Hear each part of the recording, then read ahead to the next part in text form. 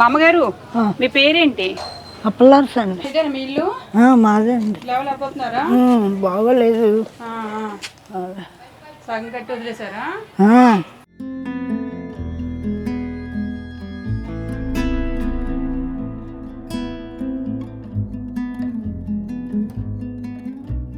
చాలా లేనట్టుంది ఇల్లు ఆపేసి. ఇప్పుడు 4 నెలలు 5 నెలలు అయ్యారు.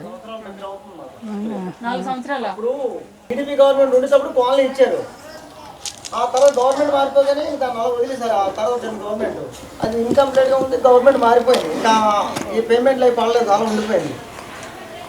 తర్వాత మళ్ళీ ఇప్పుడు వైసీపీ గవర్నమెంట్ ఏం చేయలేదు ఆ స్వాములు. ఇప్పుడు ఈ గవర్నమెంట్ వచ్చింది, మరి ఏం చేస్తారో ఏంటో మరి తెలియదు.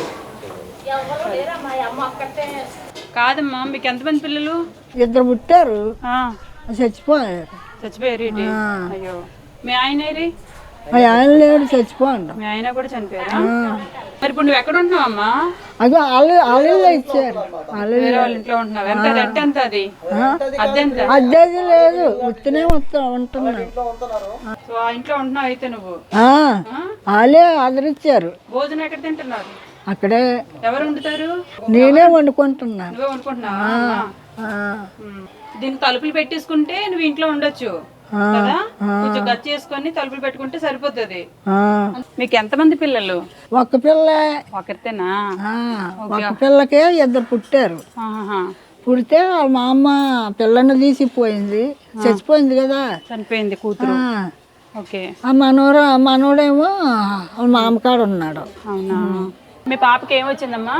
హెల్త్? కామెర్లు అయిపోయినాయి. కామెర్లు వచ్చాయా? కానుకోలేకపోయాము. అయ్యో, కానుకోలేక చచ్చిపోయింది. అప్పల్లర్సమ్మ కదా మీ పేరు? అప్పలార్సమ్మ. అప్పల్లర్సమ్మ అమ్మ అయితే ఇల్లు చూసారు కదా ఒకసారి. 2 రూమ్లు ఉన్నాయి, చిన్న గదులు. ఇది నాకు తెలిసి ఈ ప్రభుత్వం కాకుండా ముందు వైసీపీ ప్రభుత్వం కాకుండా అంతకుముందు చంద్రన్న ప్రభుత్వంలో ఉండేటప్పుడు ఈవిడికి గవర్నమెంట్ శాంక్షన్ చేసిన ఇల్లు అనమాట.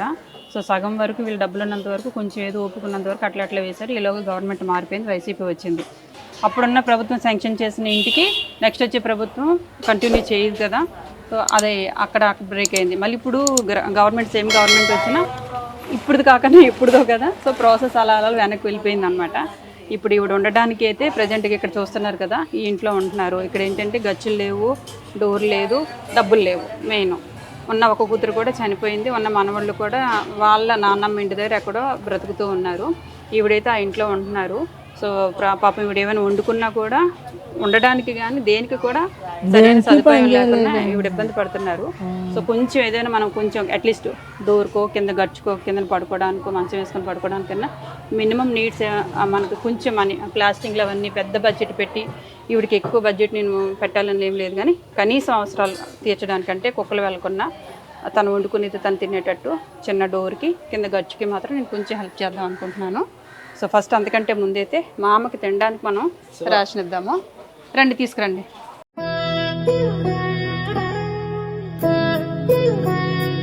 మామగారు, పరదేశమ్మ గారు, ఇగోండి 26 కేజీలు బియ్యము. ఇగో ఇందులో ఉప్మా రవ్వ, షుగరు, పప్పు అన్నీ ఉంటాయి ఇందులో.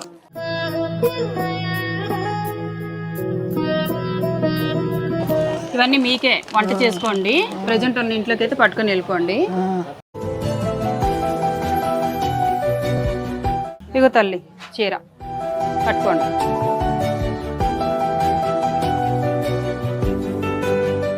అమ్మ నేను నీకు 20,000 ఇస్తున్నానమ్మా.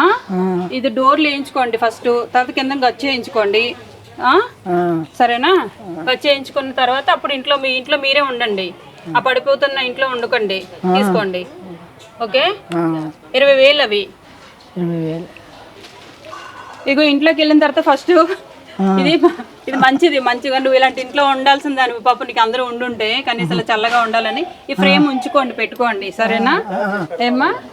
ఇల్లు అంతా అయిన తర్వాత డోర్ అయిన తర్వాత పెట్టుకోండి. ఇదంతా రేషన్ అమ్మ, మీరు తినండి, అప్పుడు భోజనం చేయండి. సరేనా? ఇల్లు అయిన తర్వాత నాకు ఫోన్ చేస్తావు కదా, చెప్తారు కదా. ఏం పేరు? నా పేరు శ్రీదేవి అన్నావు. మరి సంతోషమేనా నీకు 20,000 ఇచ్చినందుకు? ఎంతో కొంత మరి ఏం చేస్తాం. పోనీ సంతోషం లేకపోతే ఇచ్చేలే అయితే. అచ్చా ఆ, మరి ఎంతో కొంత అంటున్నావు మరి. అదేనండి.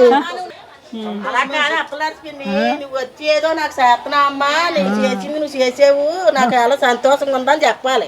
అలాంటి వాళ్ళు వచ్చినప్పుడు ఎంతో కొంత సంతోషం అంటే నాకు ఇచ్చినందుకు నాకు సంతోషం అని చెప్పి స్వామి చెప్తే అంతే కదా మాట. ఏదైనా ఈ రోజుల్లో ఓలేస్తారు అంతే కదా, దానికి పిల్లలే చూడలేదు ఈ రోజుల్లోనూ.